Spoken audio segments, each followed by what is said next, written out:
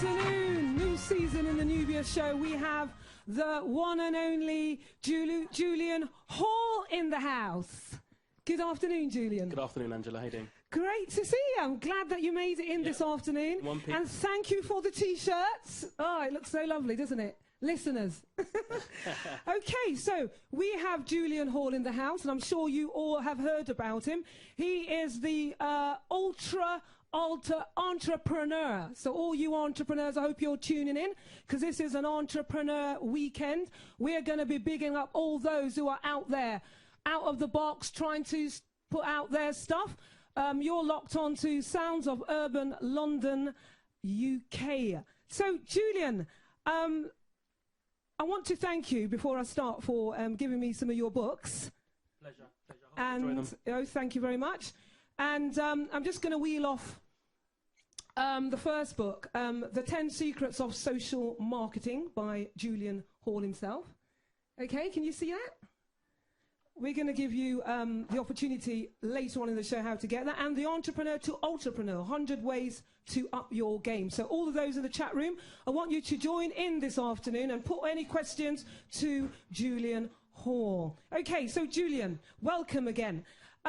You're a renowned entrepreneur, and you've helped so many entrepreneurs, particularly because you help them start up their business. Yeah. Is that correct? That's correct. Brilliant. Okay. And you do this through lots of speaking engagements and workshops. Yeah. Do you want to take us through that at all this afternoon?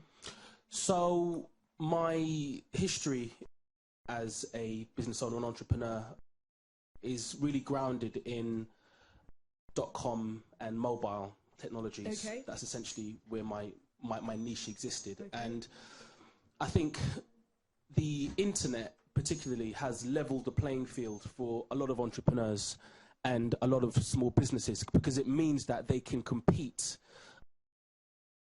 with medium and large-sized businesses where they wouldn't have been able to before. Yep. So today, you know, you can set up an online business within a few days, if you're really good, within a few hours. Mm-hmm.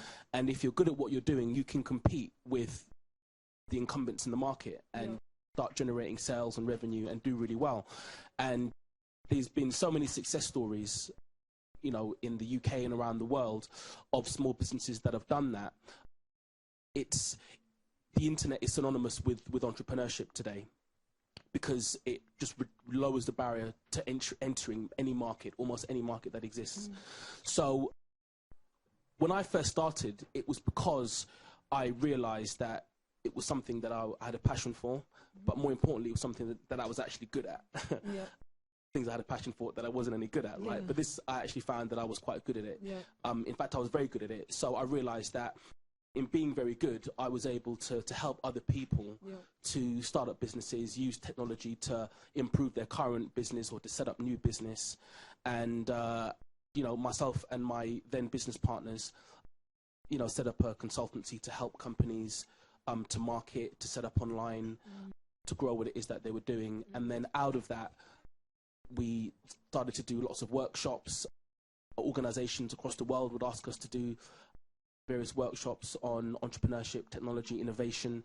And then myself particularly, after I published my first book, I'm asked on a regular basis to speak on those particular topics, which I enjoy doing, because, you know, it would appear that, you know, it has an impact. People listen to what I say, so it encourages me to be as kind of as up to date and as relevant and as meaningful with the ideas that I share with people, because I realize that it can actually do more than just help them set up a business. It actually helps to impact their life in a positive way. Wonderful. That is just amazing. Fantastic stuff. Hope you can hear me. What's quite profound was the fact that you said that you can start up your business and compete, you know, with the major players online. And that is amazing, because sometimes people think or they presume that they can't compete with the major players. But the internet has actually broken down the barriers there, would you say? Yeah, absolutely. So just to give you an example, the first business that I set up online that was actually a success. It's still there now. It's called claimsmastergroup.com. And what happened was, when I was switching bank accounts, I had a business manager come and see me, and he said, and I said, look, I need a business account, a new business account for Claims Master Group, so you might as well just move them all across. So a couple of days later, he rang me up. He said, Julian, I think there's a mistake. I think you've given me the wrong company name. He said, is it claimsmastergroup.com? I said, yeah, it's claimsmastergroup.com. And he said, are you sure? And I said, yeah, I'm sure. And he said, I really have to apologize. The reason why I didn't process it is because when I went to the website, it looked like a multinational company.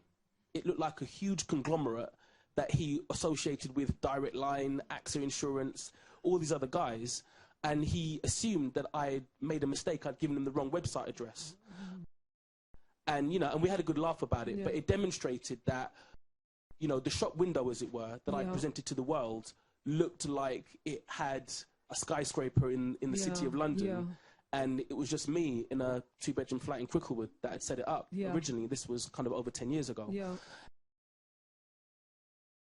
So what that means, in effect, is that whatever someone else is doing on the internet, it's not difficult for you to do the same thing. There are technologies now. It used to be a lot more difficult. You know, you needed to get expensive web designers and all this kind of stuff, and the technology was, you know, somewhat out of reach. But today, there are so many free online tools or very low-cost online tools for people to do almost anything to compete with any online business model that exists.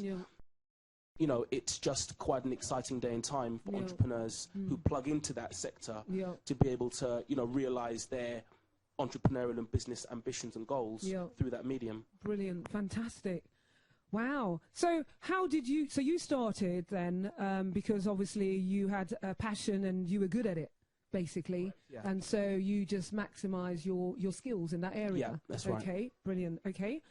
So is there a prescription then, or a CV for an entrepreneur? A prescription for an entrepreneur CV. I guess entrepreneurs, in my book, Entrepreneur to Ultrapreneur, 100 Ways to Up Your Game, essentially it's 100 sayings that I've come up with myself that I think help to redefine what today's entrepreneur should be thinking about. And one of the sayings is, if you keep chasing money, money will keep running. And the reason why I came up with that saying is because since I was a teenager, I've been, you know, wanting to be an entrepreneur, speaking to people who, you know, want to start their own business. What I've realized is that the people that did well against the people who didn't do well were the people that were doing what they were doing for more than just monetary gain, right? So we've all heard somebody say, oh, I'm going to do that business because it makes money. Or I hear there's lots of money in property, or I hear there's lots of money in doing radio, or I hear there's lots of money in the internet, right? So then what happens is they'll go into that area of business because there's lots of money in it. There's no consideration for whether or not they're any good at doing that, right? Or whether they have a passion for it, or whether they think they can add some value, whether they can, you know, because what then happens, they go into that business and you hear them say a year later, so how was that business that you went into? Oh, it was too difficult. Oh, there was, you know, you hear a line of excuses, but really you weren't passionate enough about it, or you actually weren't good enough in that business to compete with people in that market, right? So, but then conversely, when you see people who actually do really well in any sector of business or life, you tend to find that those people are actually really passionate about what they do, so they don't see it as work, it's just part of their lifestyle, and they are more than just good, they're excellent they're excellent at doing that. And money follows excellence, right? But I think today, because of, you know, the economy and people's struggling with finances and stuff, our immediate response is, we just need to do something to make money, right? And I think that's the completely wrong way to look at it. The first thing you should do is do something that you're good at, you're passionate at, and that you can be excellent at, and you can add value to, because whatever you do, there's an end customer. So your end customers are your listeners, right? My end customers are the people who listen to me speaking, or in the workshops, or the consultancy, or whatever it is, right?